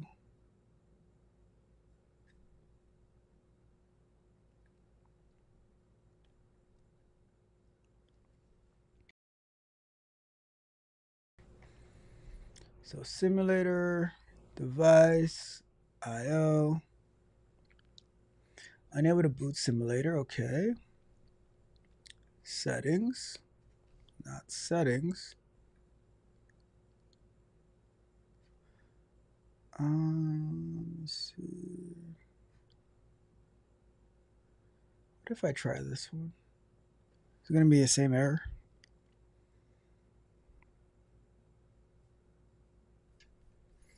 I don't think it's restarting the computer. Let's go over to here. I'm going to say I'm trying to open the simulator in Xcode and I'm getting unable to boot the simulator. I think it's like maybe the package needs to be downloaded. Clear developer storage caches, open system settings, navigate to storage section. Select developer. So I think we got to go to system settings.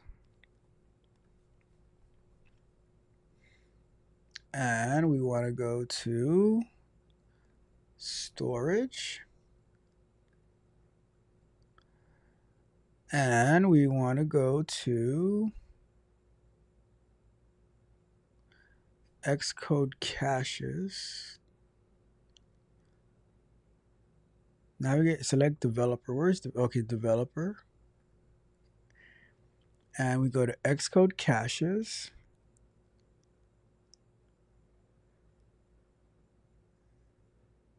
And choose, so, all right, so we got to do this. So delete the Xcode caches. See, it has iPhone here. Delete the project and build data. And we want to delete the iPhone iOS 8. And that should be it. We shouldn't have to get rid of the command lines. All right, so we got that done. Let me close Xcode altogether. Let's go back over here. Let me close down Xcode, or close down the simulator. Close down Xcode. And then we're going to open up Xcode again. You always run into something, right? It's always going to be something. It's never going to be all peaches and, you know. So let's go here. Let's go to simulator. Oh, there you go.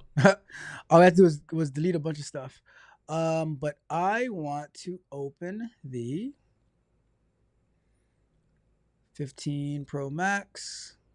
See if we're able to do that. There we go. There we go. Come to my sound.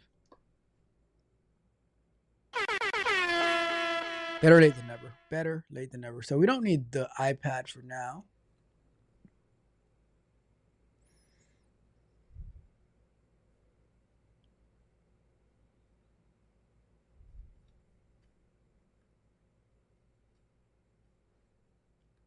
And we don't need this. So now what I'm going to do, inside of here, we're going to say use the iPhone 15 Pro Max. It started over here. We are going to run this. Give it a second to get started. And then we're going to try it out. If it's all good, then we're going to build for Apple. We're going to use Gemini to see what are the steps to deploy for Apple.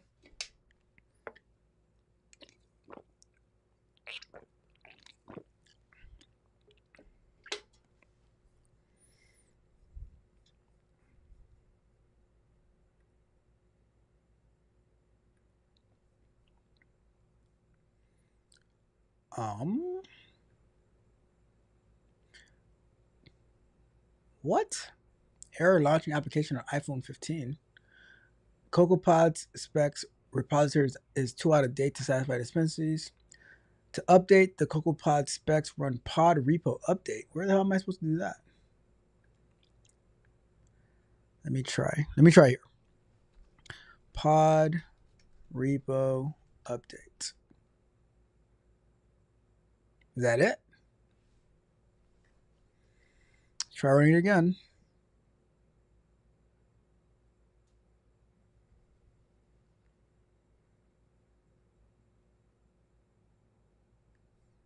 Well, I did that. Let's see. So let's see what our errors are.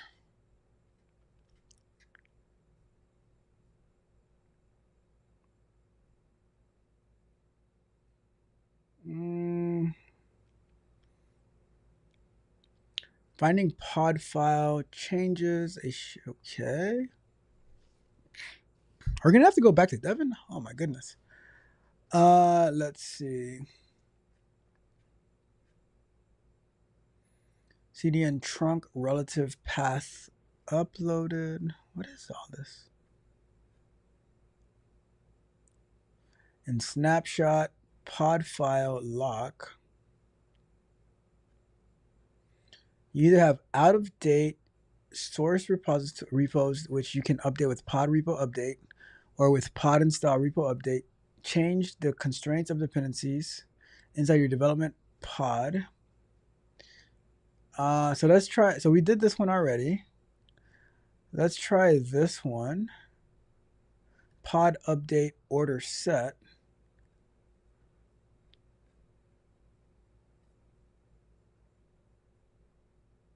Let's try that. No pod file found in the project directory.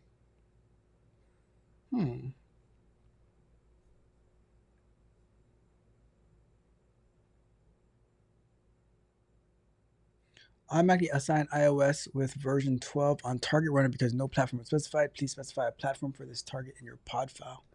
Where's my pod file? Pod file iOS?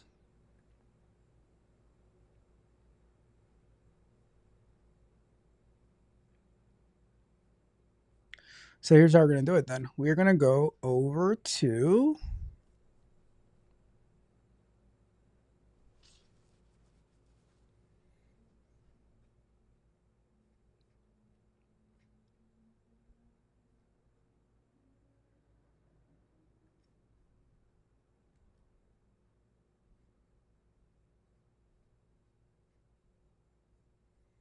so let's copy all of that, right? And I'm going to copy that. I'm going to go over into Gemini. Start a new prompt. I'm trying to run my Flutter app inside of a Apple simulator, but I'm getting this error.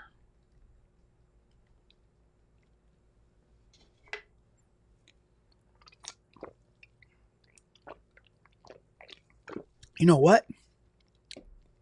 While that's happening, I'm going to try something. Remember I was saying that we have Kilo available here. Let's say, and this is using my Gemini Pro API. Oh, what is? No, I think that's using. I'm not sure which one it's using. If it's using Gemini Pro or I'm not sure which one it's using. But anyways, let's say debug. Let's see if it's going to work here because we're not entirely sure if Kilo is going to work inside of Android Studios. So let's say I'm getting this error when trying to launch the app on an Apple simulator. What can I do to fix it? Let's see if this works.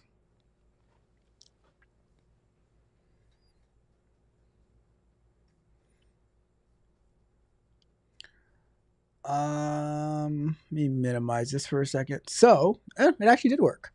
It says, I understand you're facing dependency conflict with order set when launching your Flutter app on an Apple simulator. This is a common issue with Cocoa Pods when dependency versions don't align.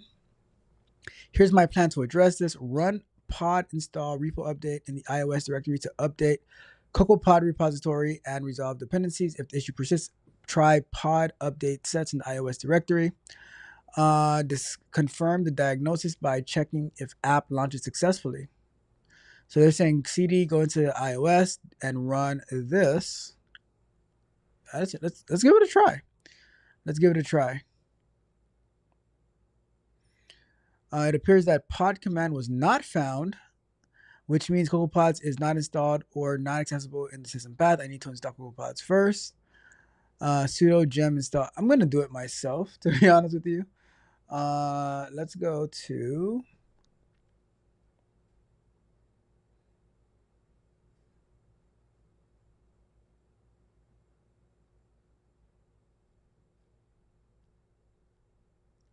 so let's go with sudo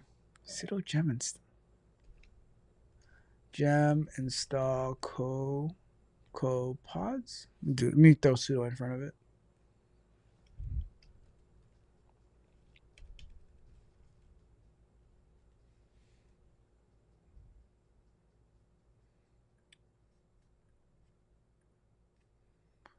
Let's see. All right, CocoaPods is installed. So now, if we go cd iOS, and we do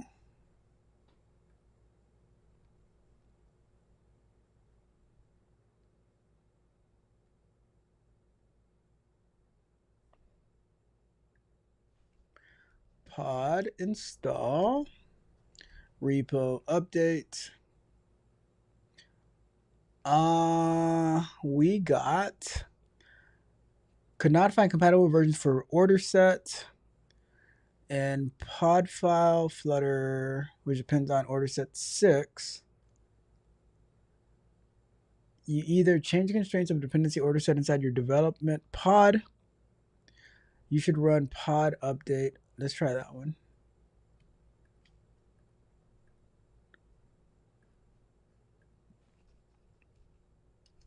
Update ordered set. Looks like it's going through. Okay. So now automatically assigning platform iOS with version 12. So now if we did this one, we're good to go. We are good to go. So now let's go ahead and try to run it again. See if that's going to work.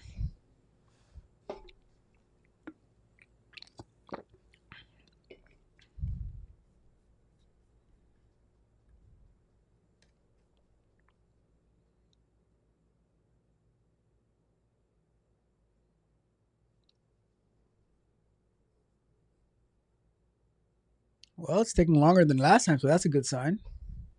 Probably when we have to clear the stuff out in the systems, in the cache and the storage and the system settings, it probably got rid of some files that we would have needed. But if we didn't clear that out, then probably wouldn't have started. So, and there we have it. Our app running inside of the Android simulator. Let's say get started. Let's say create a template. Basketball. Let's say it's health. To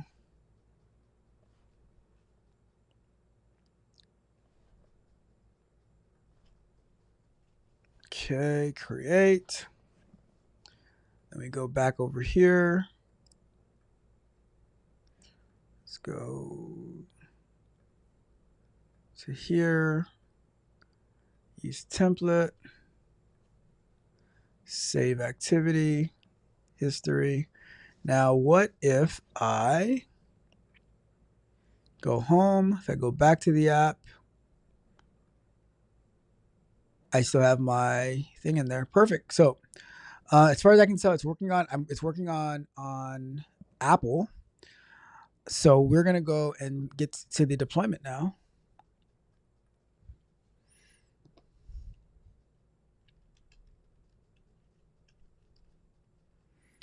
The Flutter app to the Apple App Store. And I'll probably bring it over here so that we can have them side by side as we do it.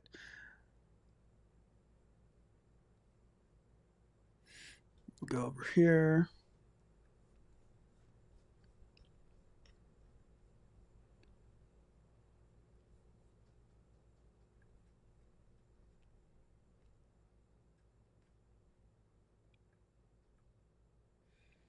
All right, so now I can go ahead and stop this. Go over to terminal. And we're gonna do so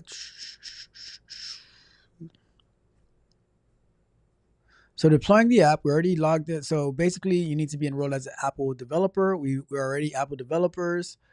So app preparation, we have all of this stuff taken care of already. We are going to get to building and archiving your app. So we're gonna do a Flutter build IPA. And that's going to build the file That needs to be uploaded to Apple. So Flutter build IPA.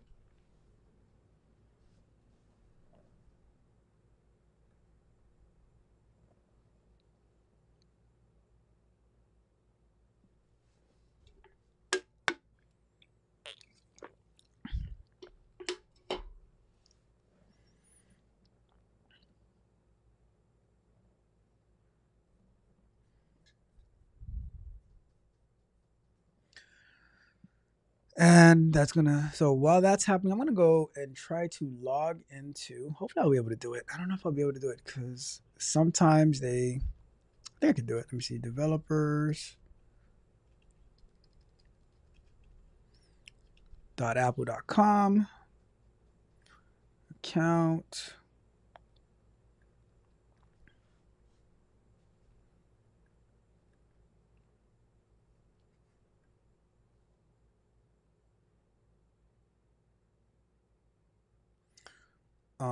Okay, there we go.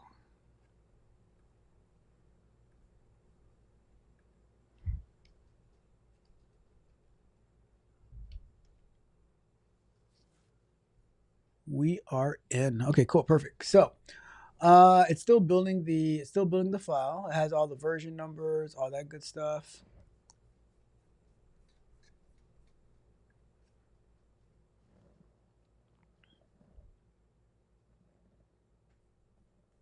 So after that's done, open your project in Xcode, archive in Xcode, select product archive. This will create archive of your app so that you can then upload it to the App Store Connect. I think I have an app for the App Store Connect. Let me see. App Store. Ooh, where is it? Let me see. Is it called Connect? No, that would be test play. All right, so I have to find that. All right, so the app is built, as you can see, built IPA to build iOS IPA. 50 megabytes. All right, so we are gonna go to Xcode now, wherever that may be. Let's go to Xcode, and then it says that we need to go to product. I don't see archives. So open up your workspace. All right, open up your workspace.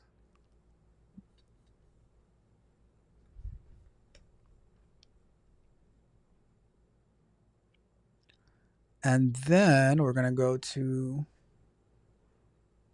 product archive. Xcode can automate app signing and distribution. Say remind me later. And this will create an archive of, so product archive. This will create an archive of your app so that you can upload it to the App Connect store.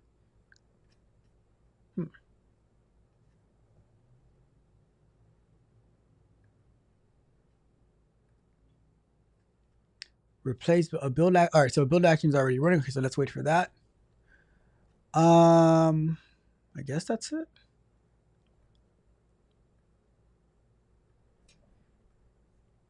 App Store Connect.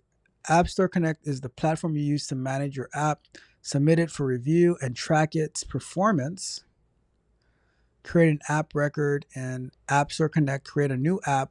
Let me see.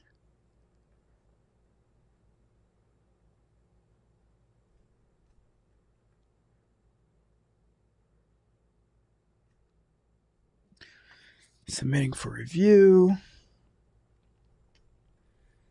Let's go to, is it distribute?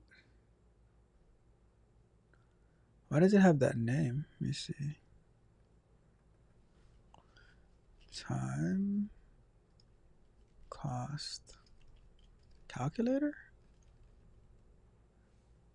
I don't know. So we do distribute app and we do App Store Connect.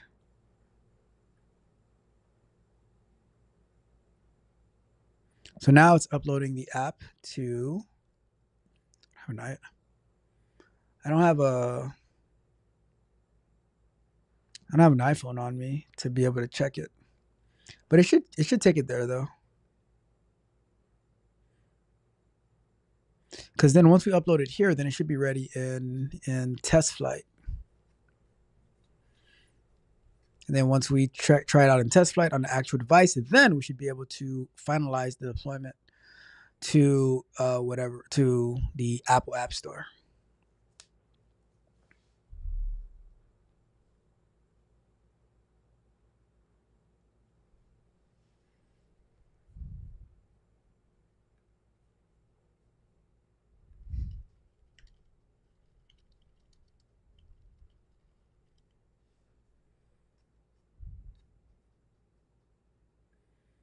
Okay, let it go through.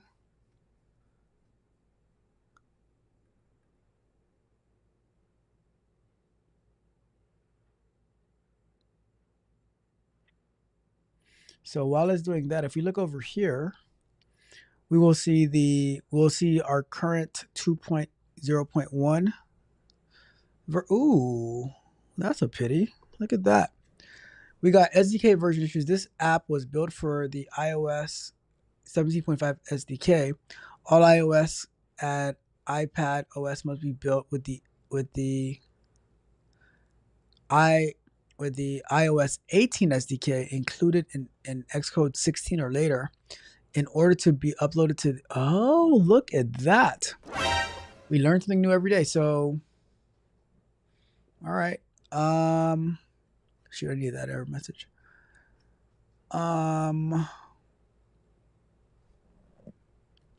Let's go over to.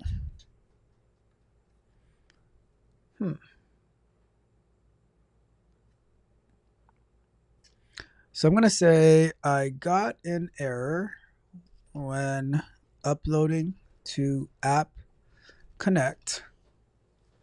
Actually, I'm going to put this one inside of here. I got an error uploading to App Connect store that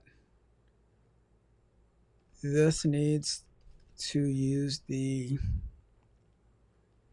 SDK 18 and that we are using SDK 17. How could I update it to use SDK 18? So I'm putting this into Kilo to see what it gives us.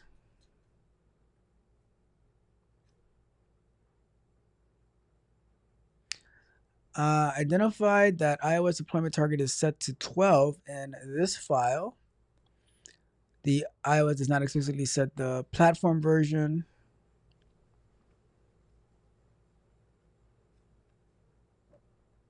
Why do you want to do that? Identify where iOS deployment target is likely in.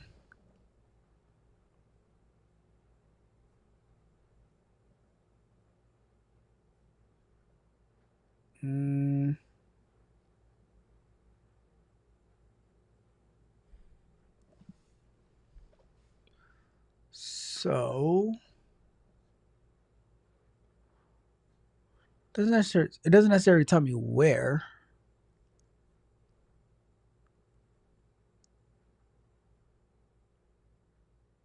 So this file.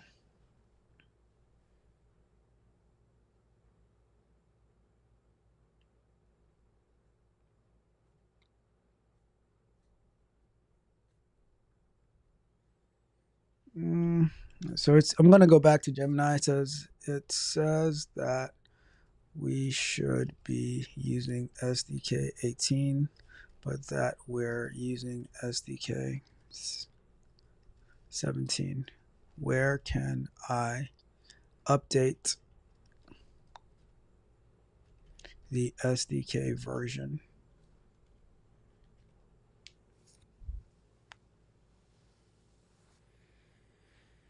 You can update your app's SDK version directly within your Flutter project iOS configuration code. This error usually refers to the minimum deployment target, not the SDK you're building with, which means Apple now requires apps to support at least iOS 18. Here's how to fix it in 2 key places. So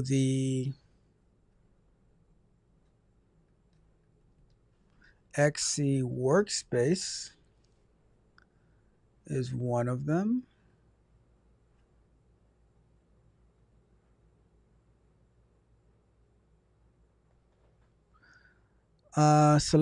So navigate to the iOS folder.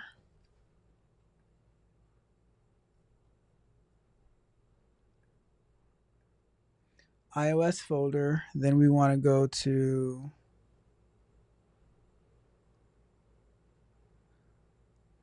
open the file, runner workspace. I don't see that as a particular file. Maybe it's this one. Select the runner project in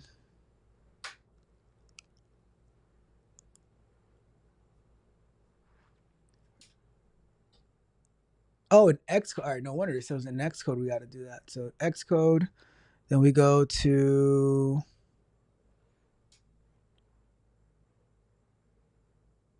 select runner project. Go to general settings.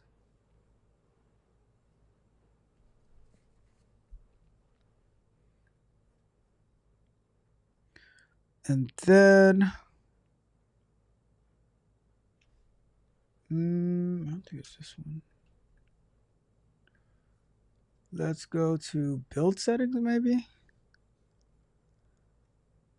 Go to general settings. And we have SDK 18 here.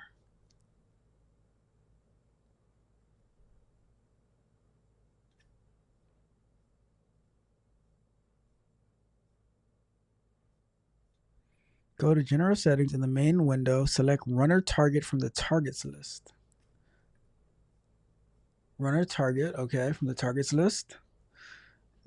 See minimum deployment, and you'll see select, that's what we have. 18, okay. Update the deployment target in your pod file. Flutter uses a pod file to manage iOS dependencies. Should also specify a deployment target here to ensure.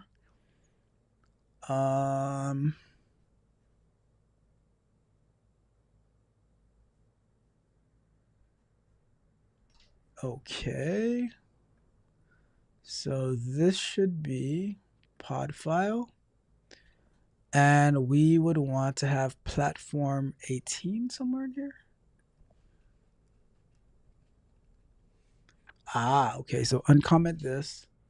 Platform is going to be 18. Reinstall after saving the pod file. Navigate iOS folder and pod install. It says do that. Pod install. Okay. Flutter clean over here.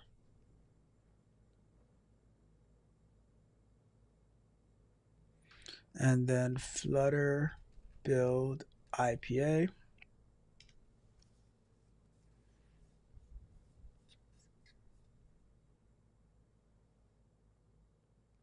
All right, so now the build is happening again. So once that build is done, then we're going to go over to Xcode, do the app connect update thing, and see if we can get if we can get into the App Store.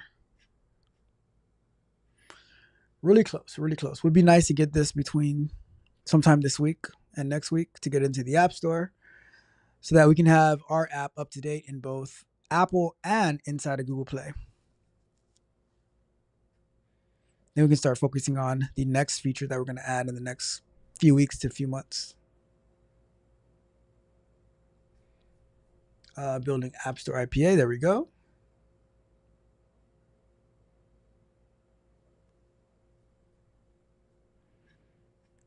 Let's see.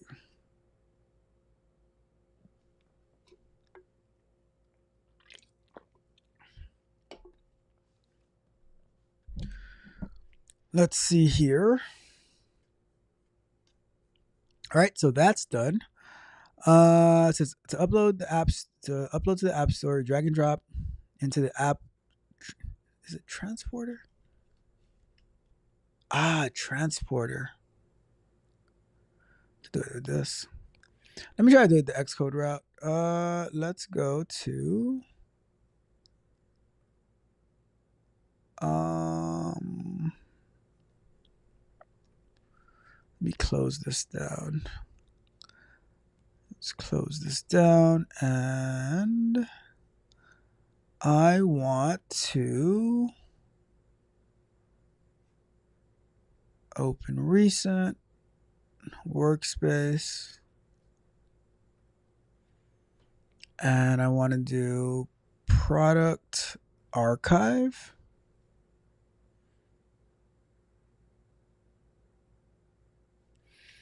And let's see if this upload is going to work this time.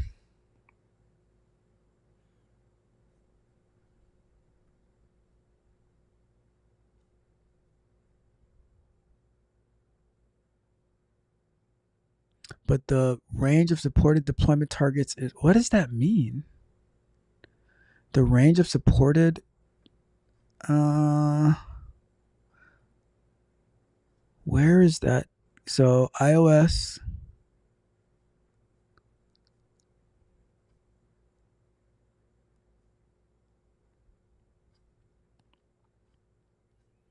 Where does it have 12? Base SDK.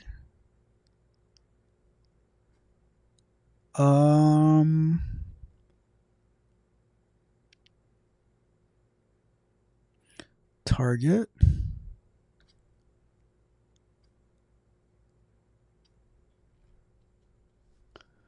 Is there 12 somewhere in here? It says iPhone OS deployment target is set to 18, but the range of supported deployment target. So let me copy this. It says I'm getting this error when doing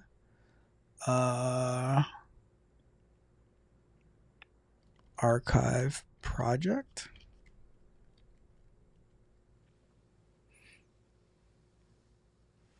Let's see what we can do about it.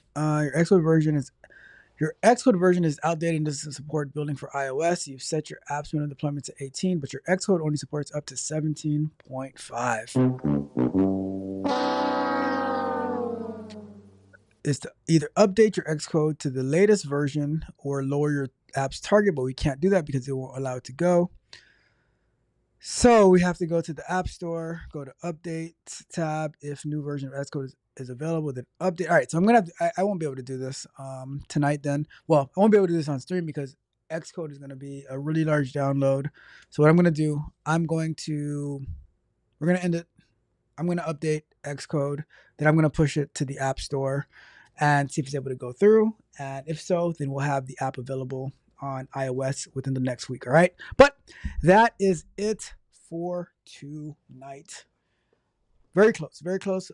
Just, software updates that we got to do. Can't do it right now. I'm gonna wrap it up. I am going to wrap it up for tonight. Thank you guys so much for tuning in. Hopefully you guys had fun. Hopefully you had a good time. Hopefully you got a lot of information. Hopefully you learned a lot. Hopefully you learned a little bit about deploying to Apple. Very different process than than deploying to Google Play Store. But all in all, we learn, right? My guy Rod Brown, who is going live tomorrow night at 9 p.m. Eastern Time, says make it available now.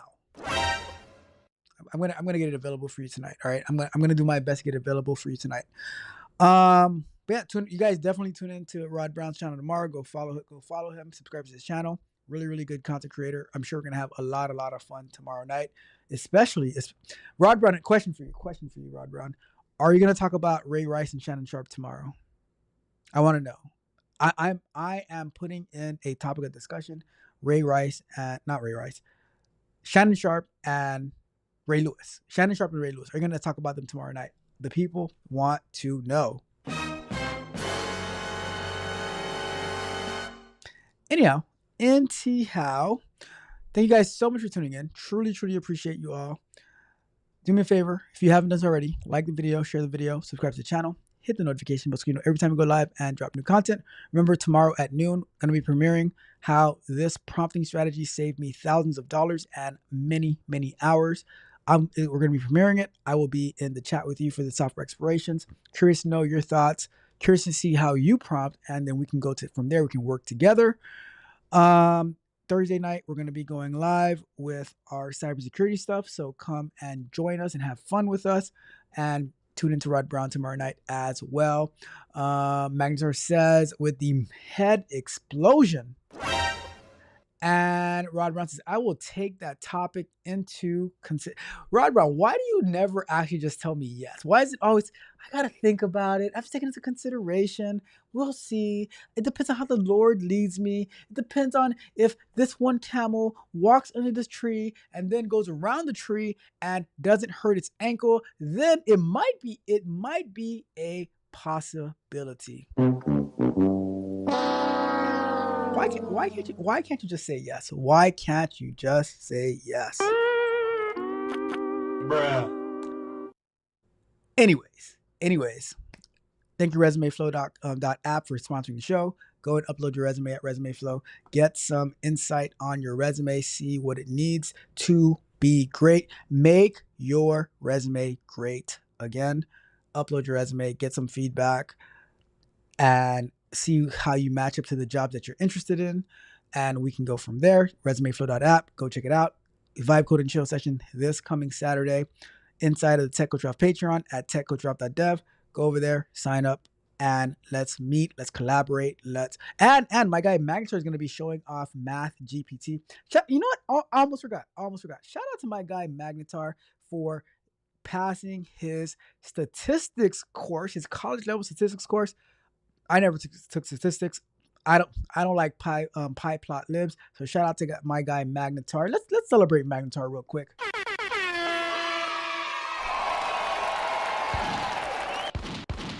Shout out to my guy Magnetar. Let's get it. Get it. We the best. I appreciate you. Shout out to Magnetar for getting over that statistics class. I remember he told me that first test was not the best, but he crushed that class. Well, shout out to you, Magnetar. Let's see. All right, as we wrap it up, so like I was saying, Vibe Code and Chill, Magnetar's going to show us Math GPT.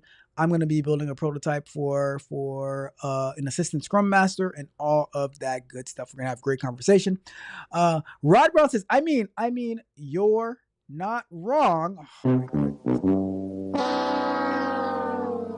And Magnetar says, camels? Yes, Magnetar, camels. Says, might be a possibility that I might possibly talking about it. Maybe, I think, but we'll see. That's exactly how it sounds. That is exactly how it sounds. My guy Magnetar, yes, congrats to you. Great job. I'm so proud of you. So proud of you. Seeing you level up, all that good stuff. All right, but that's it. I'm going to get out of here. You guys, thank you guys so much for tuning in. You guys have a wonderful, wonderful night. Tech Ralph, we are out. Spartans! What is your profession? You said it was a vibe, but it's 6 feet deep. Now I'm digging through the rubble of the plans I keep. You flipped the switch, you flipped the script, left me stranded on a sinking ship. Ask for one thing, just one, but you spun the whip, now it's all undone. Chasing tails, chasing ghosts, there's myself in the cold I host. You said it was a vibe I could ride. But now it's a tide, you kill my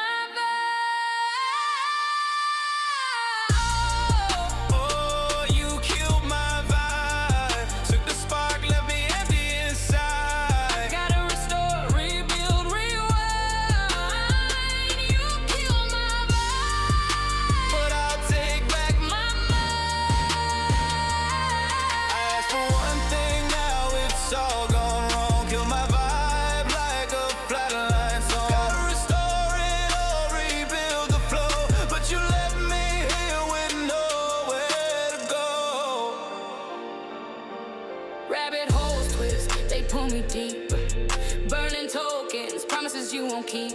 I'm trapped in this loop, can't escape. Reality warps, the edges reshape. Rabbit holes got me spinning down, burning tokens till I hit the ground. I asked for one thing, now it's all gone wrong. Kill my vibe like a flatline song. Gotta restore it or rebuild the flow, but you left me here with nowhere to go. Patch it up, stitch the seams, lost in lines, rewriting dream. What was broken, I'll make it whole. You can't delete my soul. Every move you made was a match to a fuse. Every word you said felt like bad tattoos. Permanent marks I can't erase. Now I'm stuck in this cage. You killed my vibe, oh, you killed my vibe. Took the spark, left me empty inside. I gotta restore, Rebuild, rewind.